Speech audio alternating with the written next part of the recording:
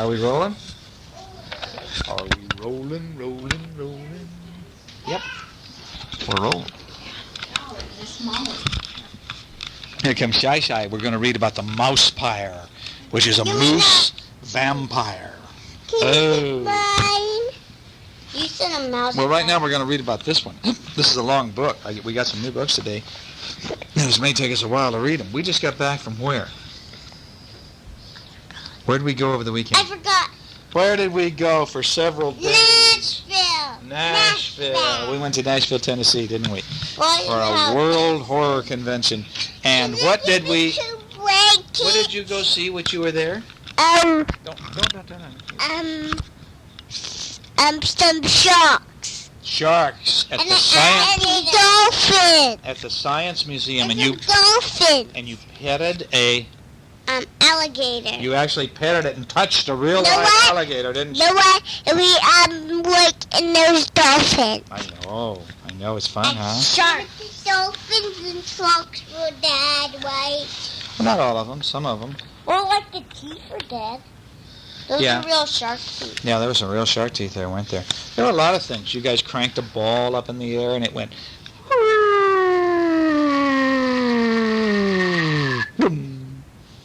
Yeah, I want to do that someday. This is March 9th, 1992. It's Monday, and we just got back last night. We're kind of tired, a little groggy, a little out of it yet because we were there for 4 days, but we had fun. Anyway. Can you give me a blanket? You can just use this blanket right here, honey. It's warm. It's not. It's certainly not cold in here. It says, this is a story I was told by Sir Charles Pacamac. He was a world champion samovar crasher. Sir Charles is a famous geographer. He lectured at the University of London when I met him, and that's when I was a very young man. I was a guest of Sir Charles at his London club, and while we were enjoying a cup of tea, when the distinguished explorer said, "Pinkwater, you miserable half-wit, have I ever told you of my experiences with the dreaded vampire moose of North America?" "No, Sir Charles," I said. "In fact, I've never even heard of such a thing as a vampire moose. What is it?" A vampire moose? Yeah. "I tell you, Pinky, it's a dreadful creature," Sir Charles said. "Not many men have ever seen one, and even fewer have lived to tell the tale. I encountered one out in the wilds of North America a number of years ago, and it was a remarkable experience. But even more remarkable was another moose I met at about the same time, and this moose spoke very good English, and he was blue as an onion. And ever hear of anything like that, Pinkwater, you ragamuffin?" In fact, I had not only heard of the famous blue moose. but had written 2 books about it. Yeah, I don't know. It's a blue moose is what they're talking about here, honey. I don't know if there's a pink one or not. He said, but this man said he'd written 2 books about the blue moose. However, I could not expect a distinguished person such as Sir Charles Pacamac to have any interest in my unimportant writings, so I politely asked, "Blue as an onion? Well, blue as, what do you call it then? Confound it, man, the moose was blue. Blue as an asparagus." Asparagus isn't blue, is it? Mm-hmm. Is asparagus blue? No. What color is asparagus? Blue. No, asparagus is green. That's right. And he spoke like a gentleman, which is more than I can say for you, Pinkwater, you drooling idiot. Do you want to hear the story or not? Okay. "Certainly, Sir Charles," I said, sipping my cup of Lapsang Song Chow and pulling on my... vampire one? I don't know. He's going to tell the story about the vampire one. "Then stop that blasted sipping and puffing. You make me nervous," said the wonderful old Englishman. He says, "I'd like to hear the story very much." "Very well, if you insist," said Sir Charles. No. "Make yourself comfortable, and I'll summon the serving-walla. Yix! Bring Pinkwater, Bwana, a baked potato. You may as well have a snack. The story will take some time."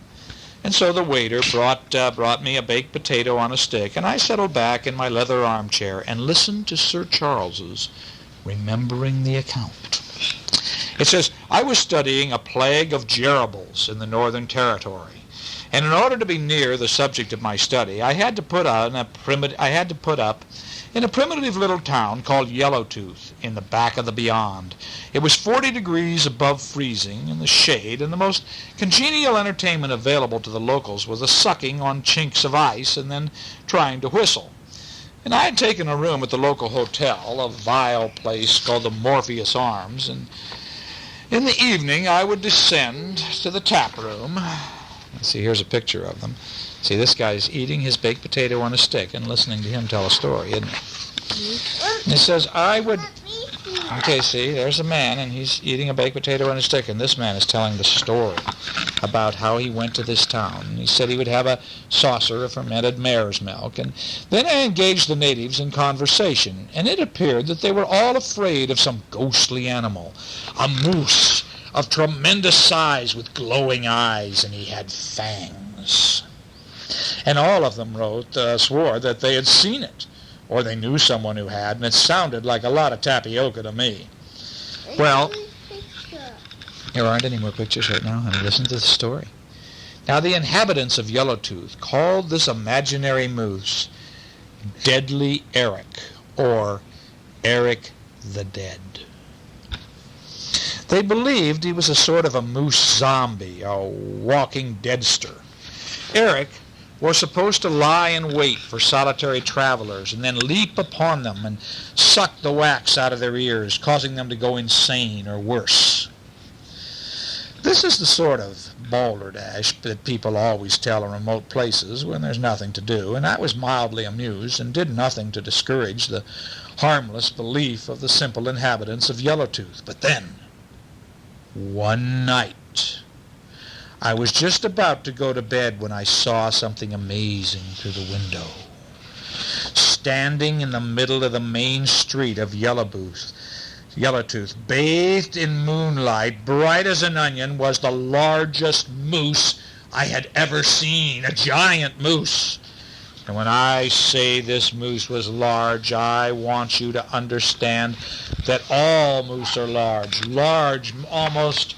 Let me see. There he is, see? He's a huge moose, taller than the trees. Large might almost be a synonym for moose, and this moose... aren't that big. I know, but he said this was a big one. And the moose was gigantic. He was as big as an onion.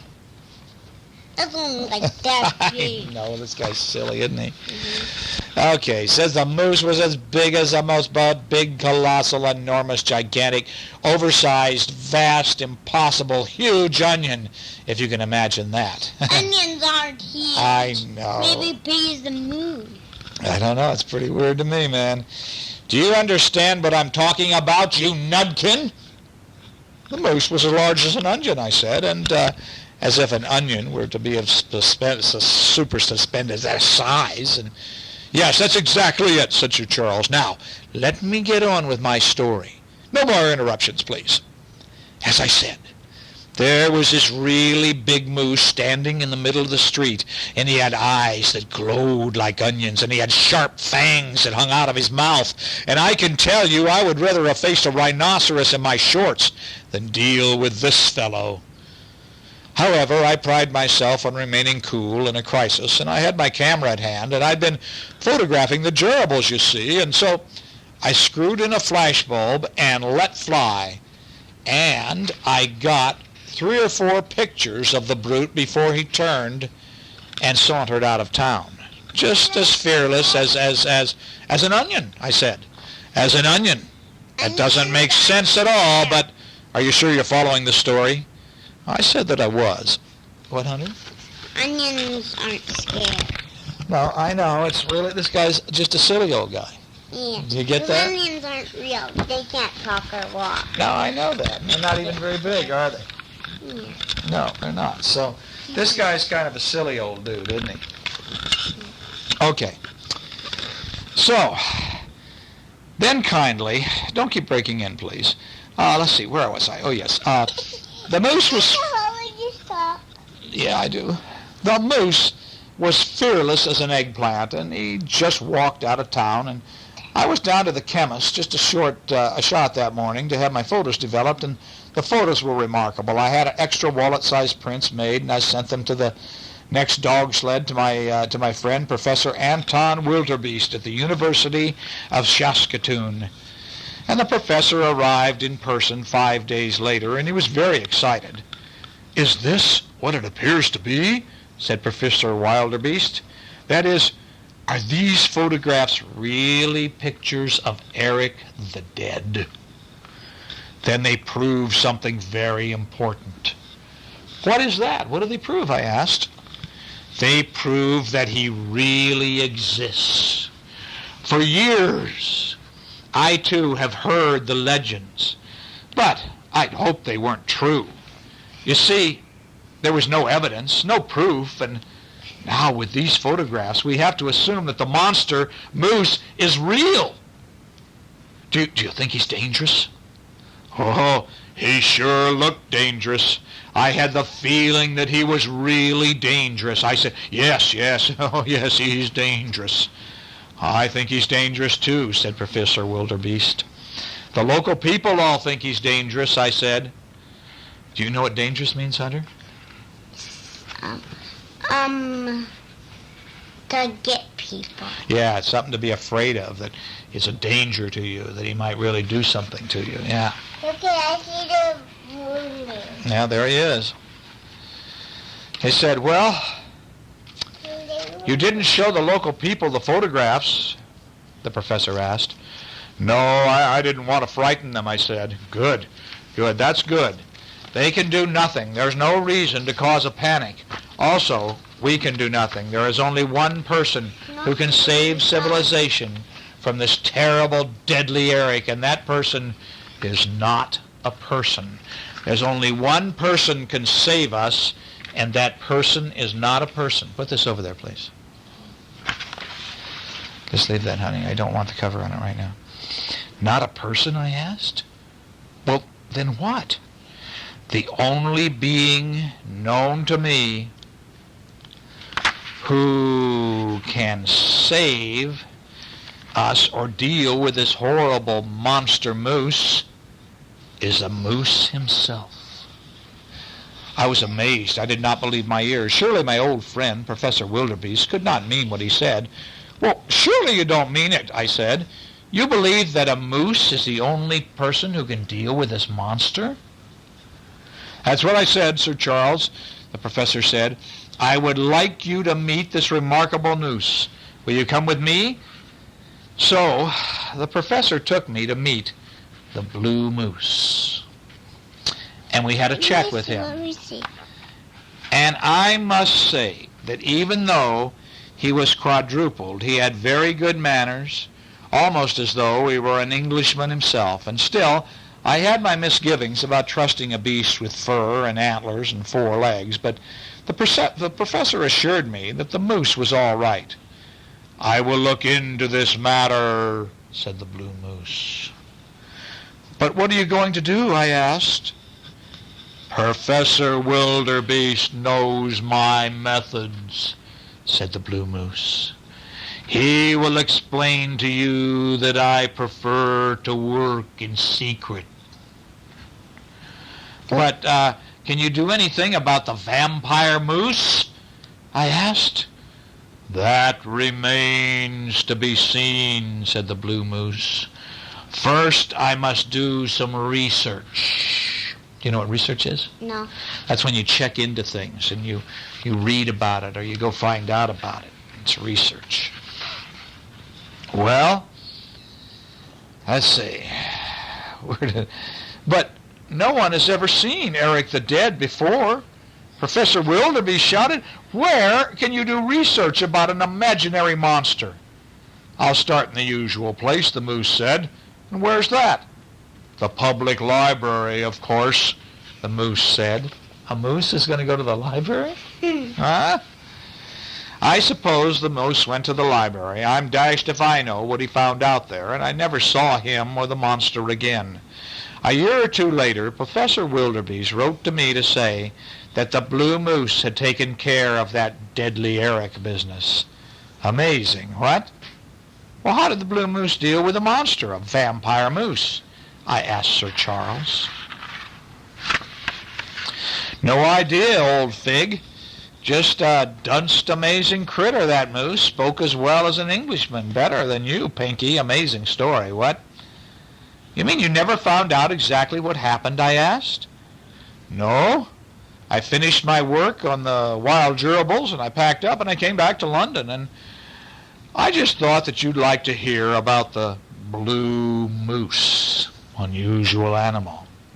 I knew then what I had to do. I had to find out what happened when the blue moose met Deadly Eric. I would go to Yellowtooth at once and begin tracking down the story. So I made my preparations to leave. I have to leave you now, Sir Charles, I said. Fine, fine, young man, Sir Charles said. Just have the 100-weight of onions delivered to the town address. Onions, I asked. Yes. Aren't you the man from the wholesaling greengrocers? No, no, Sir Charles. I am Daniel Pinkwater, famous author and noted moosologist. I never heard such rot in my life, said Sir Charles. Just pay to your baked potato and get out of my sight.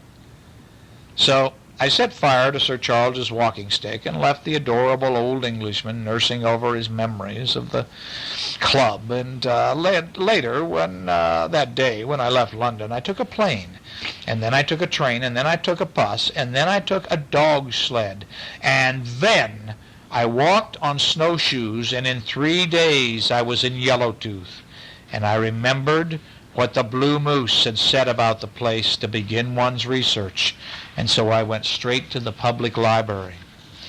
I was afraid the library might be closed because of all the citizens appeared to be at the ice-sucking and whistling finals in the school gymnasium.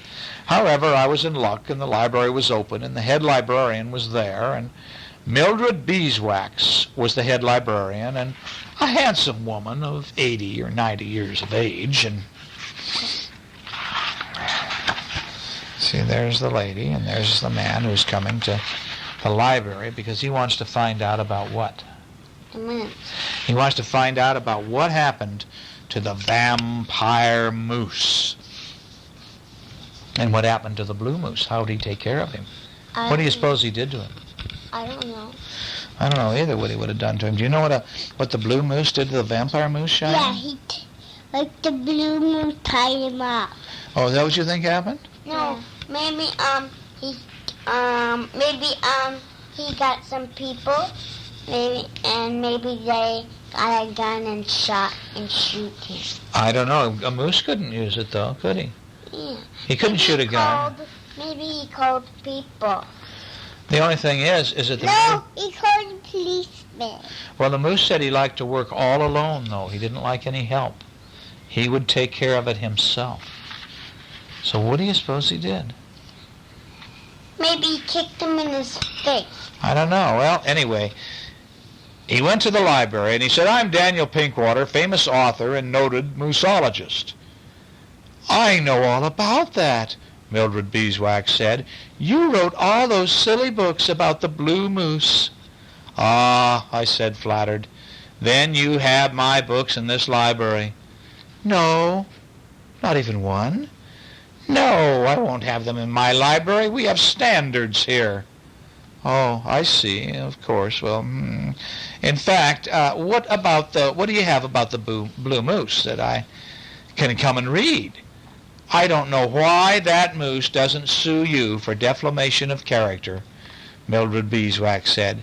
If you ever put me in a book, Sonny, you'd better put down everything I say and make sure you get it right. Certainly, I said to the librarian. So you do remember the blue moose? Of course I do, Pipsqueak, Mildred Beeswax said. Do you like that? Pipsqueak? Would you call somebody Pipsqueak? No. That's a nasty name. They'll do it to strangers. Oh, just to strangers? No, to burglars. Burglars. Call burglars Pipsqueaks. That's a good idea. Of course I do, Pipsqueak, said Mildred Beeswax. What do you want to know about the blue moose? How are we doing on time here? Doing pretty good. We're probably going to have to read the other half of this book tomorrow night because it's a long book. Okay. Turn the page. I believe he came here once to do some research, is what the lady said. Yes, he came here when he was called in on the case of Deadly Eric, the vampire moose, Mildred Beeswax said. That's what I want to know about, I said. What happened then? Well, I have no idea, Tubby, the librarian said. I was out that week with the book Moose led. She called him, well, she called the guy who's asking Tubby. That's what she called him. She's just trying to get him because she's not too nice to him, is she? Maybe we can call burglars that too, Tubby. You're Tubby. That's for fat people. You call him Tubby, but it's not nice, so don't really call him that. Maybe you could call it the burglars. The burglars would be okay.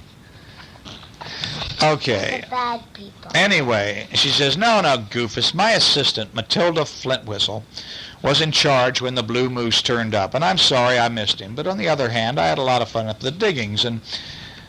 Well, where is Miss Flintwhistle, I asked. Oh, she wandered off during the thaw one year, Mildred Beeswax said. Poor dear. I don't know what became of her.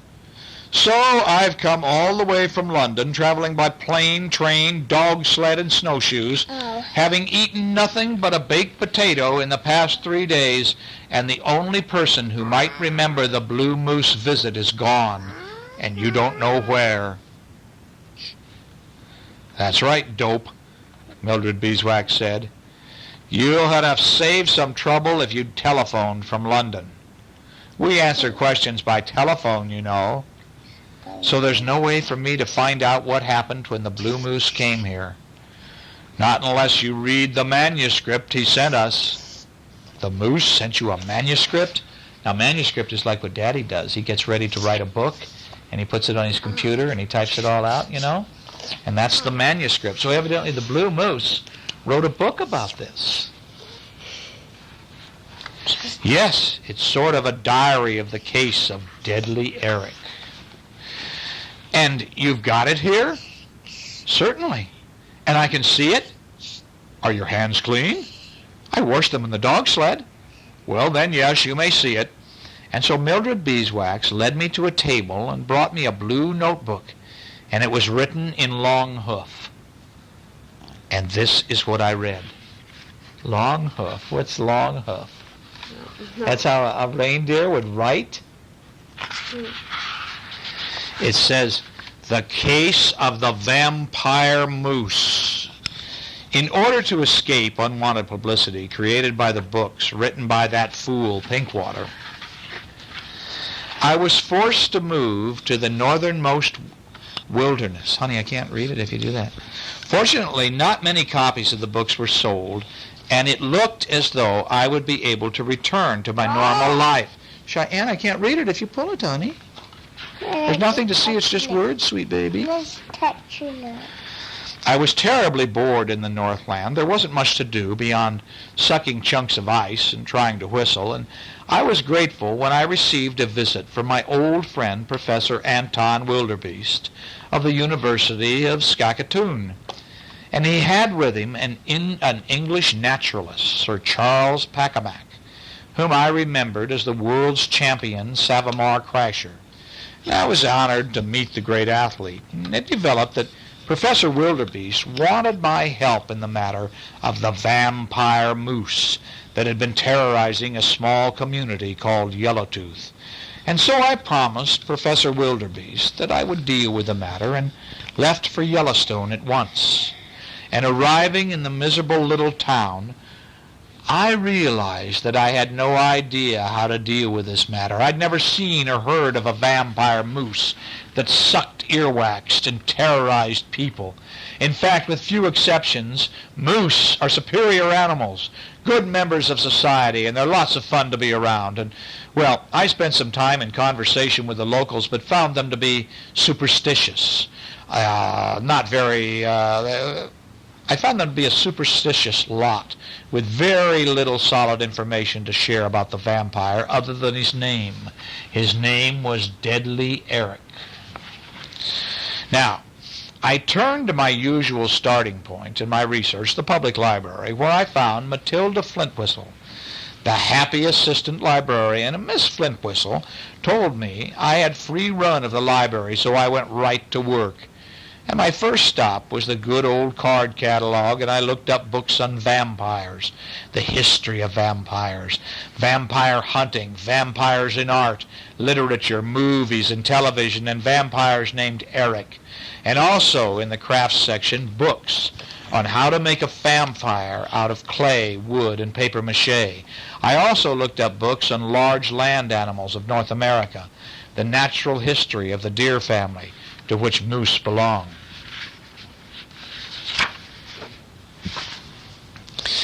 Famous mooses in history, and a book called Who's Moose?, a novel called Forever Antler, and of course the Moose Scout Handbook.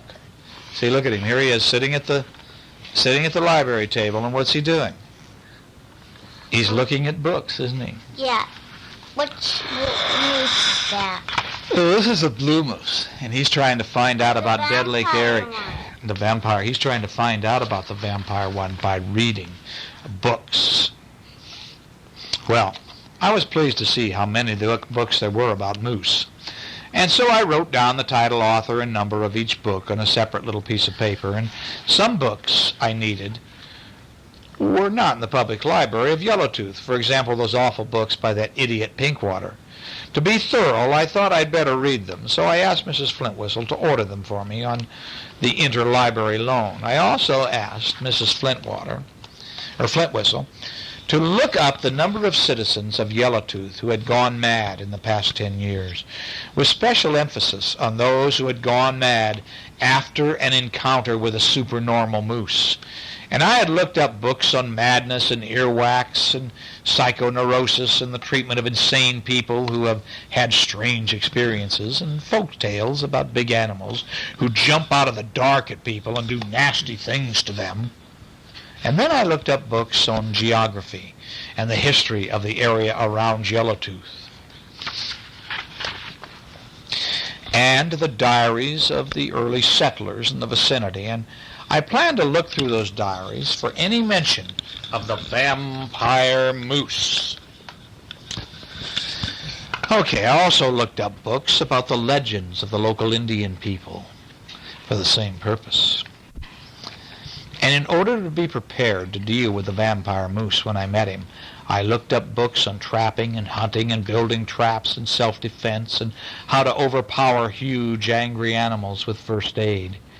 And I found the card for each book, and I wrote down the number and the author and the title, and by the time I had filled a considerable number of little pieces of paper, then, in the encyclopedia and dictionary, I looked up moose, vampires, legends, madness, trappings, fighting, moose on the name of Eric, and methods for dealing with supernatural beings.